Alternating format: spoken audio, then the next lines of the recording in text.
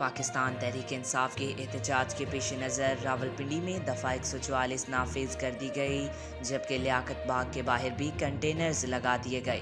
لیاقت باغ کے گیٹ کو رکاوٹیں کھڑی کر کے اور خاردار تارے لگا کر مکمل طور پر سیل کر دیا گیا۔ مری روڈ کے اطراف میں بھی کنٹینرز کھڑے کیے گئے ہیں۔ مری روڈ سے لیاقت باغ جانے والے راستے بھی کنٹینرز لگا کر بند کر دیے گئے۔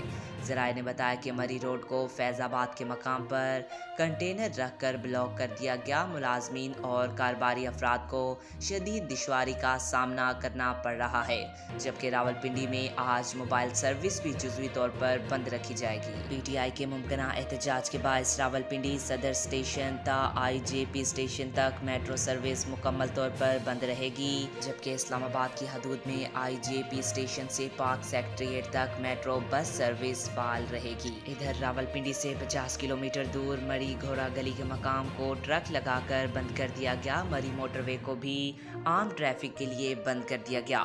سڑکوں کی بندش کے باعث مال گاڑیاں بھی پھنس گئی، جس سے کروڑوں روپے کا سامان خراب ہونے کا خدشہ ہے۔ مری سے اسلام آباد جانے والے راستوں کی بندش کے باعث شہری مری میں محصور ہو کر رہ گئے۔ مری ٹریفک پولیس کی جانب سے شہریوں کو متبادل راستے بھی فراہم نہ کیے جا سکے، جس کے باعث شہریوں کو شدید مشکلات کا سامنا ہے۔